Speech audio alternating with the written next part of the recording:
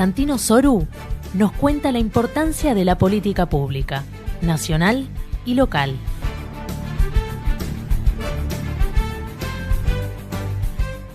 Bueno, ¿cómo andan?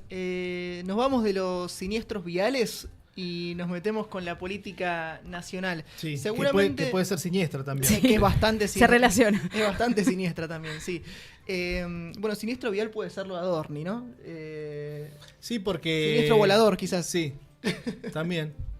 Bueno, un tema que seguramente están viendo no solo en la última semana, sino en los últimos meses en redes sociales y en portales de comunicación, es el tema de cómo está cayendo el mundo de la industria en la República Argentina, cómo cada vez cierran más fábricas o por el contrario, las diferentes empresas terminan transformándose, ¿sí? Pasan de ser productoras a ser importadoras. Si querés, tenemos una pequeña plaquita por ahí para mostrar cómo desde noviembre del 2023 hasta noviembre del pasado 2025 fue cambiando la situación en la República Argentina.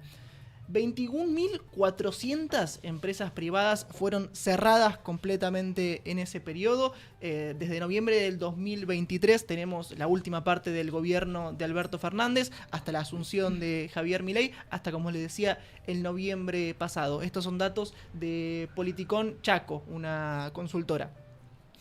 Si seguimos con esa información y según la Superintendencia de Riesgos de Trabajo de la provincia de Buenos Aires, solo en provincia de Buenos Aires, solo en el bonaerense, 5.832 empresas privadas. La mayoría de estas, por supuesto, son pymes, que me parece que es lo que está sufriendo más el ajuste por parte del gobierno nacional. Y dentro de esas 5.800 empresas, 62.000 puestos de trabajo que se perdieron en la provincia de Buenos Aires. Es terrible el número. Es una locura. El número que estás dando es muchísima cantidad de personas. Sí. Porque aparte esos son puestos de trabajo que... se multiplica la pérdida de ingresos a una familia tipo. Exactamente. ¿No? Si lo multiplicas por 4, tranquilamente el número es tremendo. Santi, acá en el shopping de los gallegos había pasado algo similar, pero no se llevó a tomar la decisión, ¿no? Sí, en realidad lo que estamos viendo es en toda la ciudad que sí. diferentes pymes o diferentes empresas terminan cerrando. Sobre todo, y me parece que es donde tenemos que poner el foco, no tanto en las pequeñas empresas o en las pymes, sino más bien en las grandes fábricas o en las grandes empresas que dejan de justamente de construir, de fabricar y empiezan a importar absolutamente todo, ¿no? Una de las políticas de Estado del gobierno nacional es abrir completamente las importaciones y muchísimos son los casos de que dicen, bueno, la verdad que ya no sale rentable fabricar en Argentina y terminan trayendo todo del exterior.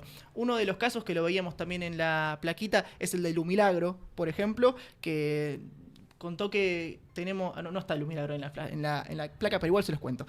Lumilagro que registró una caída de la venta del 50% en todos sus productos, termina cerrando su fábrica aquí en Argentina, despide a más o menos 200 trabajadores y comienza a traer todos los productos desde China y desde Taiwán. Mirá. Bueno, claro. Esos son algunos de los casos. También tenemos 300 despidos en Frávega, 220 en Whirlpool, 400 en Arsa, 200 en Surtrade, aquí en General Pueyrredón.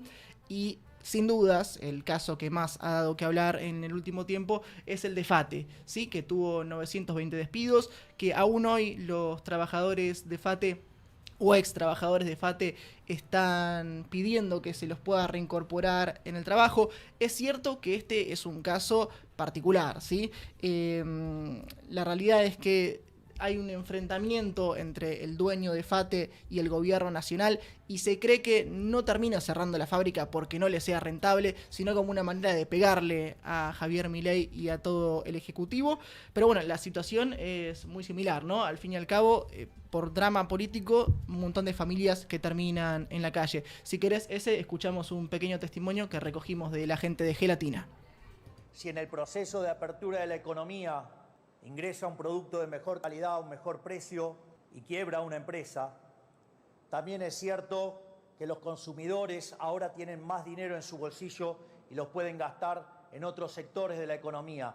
Por lo tanto, se reasignará el empleo y irá a sectores donde es más productivo y donde hay mayores salarios y por ende hay mayor bienestar para todos. Por lo tanto, basta de la mentira proteccionista, porque en el fondo no es ni más ni menos que un curro entre los políticos y los empresarios prebendarios. Si en el proceso de... Mala mía, ahí lo pasamos en distinto orden el video, pero bueno, eso que escuchábamos recién era Javier Milei. Ustedes me dirán, esto fue la semana pasada cuando abrió el Congreso. Las sesiones. No, esto es en marzo del 2025. Ah, así que mira, ya- claro, tenía la... Ahora que lo veo, estaba con la... Ay, se me fue. Con la banda. Con la banda presidencial. Exactamente. Perfecto. Bueno, esto Iba a es- decir con la bandera, ¿no? Casi. Esto es marzo del 2025, así que bueno, hace más de un año ya que el presidente de la nación avisaba que se iba a venir esto y que la realidad es un poco esa, ¿no? No pareciera importarle proteger a ninguna de estas empresas. En las últimas semanas lo vimos apuntar directamente contra, por ejemplo, Madenes Quintanilla, contra, por ejemplo, Paolo Roca, así que también enfrentándose directamente con los empresarios y en el medio, como siempre, los trabajadores de las fábricas, ¿no? Que terminan quedando en el medio. Sin duda llama la atención cómo no solo fueron afectadas las pequeñas y las medianas pymes, sino también grandes empresas como vos nombrabas, Whirlpool, FATE, empresas que están presentes desde que por lo menos yo tengo memoria. Incluso esas grandes empresas se han visto afectadas por las políticas de este gobierno. Sí, sobre todo por esto que comentábamos, ¿no? Los costos de producción en Argentina cada vez son más caros y si está todo liberado para traerlo del exterior, la verdad es que le sale al empresario muchísimo más barato traerlo desde China, por ejemplo. Y bueno, termina llevándose todo puesto. Lo estamos viendo también muchísimo con la industria textil, por ejemplo, ¿no? Ahora que Sí. es tan fácil traer de Shein, traer de Temu. Claro, es mucho más rentable. Sí. La realidad es que al consumidor le conviene más comprar de afuera y al productor no tiene ningún tipo de sentido poner una fábrica. Sí, con solo recorrer las avenidas donde están las casas de ropa o de productos para vestir, te das cuenta que no solamente llegó la liquidación del verano, que ya está terminando, sino que muchos están en liquidación por cierre, ¿no? Sí. Vendiendo todo porque es difícil de sostener. Y también esto de muchas veces pensar de me lo traigo de afuera, va a ser mucho más económico y no se piensa en el impacto que puede tener eso a nivel local, ¿no? Por ahorrarte unos pesos, por ahí también uno deja muchas familias Sí, pero sin trabajo. definitivamente, pero más allá de apuntar contra el consumidor promedio, la realidad es que es parte de un plan de Estado también esto, ¿no? Sí, lógico. Al final uno termina quedando en el medio, pero me parece que el plan de gobierno va también por ese lado. Hace un rato comentabas, Martín, vos también, la problemática detrás de las familias de estos trabajadores. Tenemos ahora sí un pequeño testimonio de uno de los trabajadores de FATE que recogieron muy bien los chicos de Gelatina.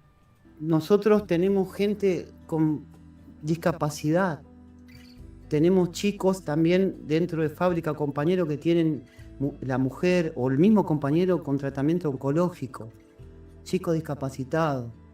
Entonces no es nomás salir a vender tortilla, son las formas en las cuales pasó esto. Quedamos en una guerra en el medio y nos están baleando de todos lados. Nosotros tenemos... Bueno, un poco más de lo mismo que veníamos hablando, ¿no? En el medio de los trabajadores, entre estas guerras entre, este caso, empresarios y el gobierno nacional y las familias que quedan en el medio y son muy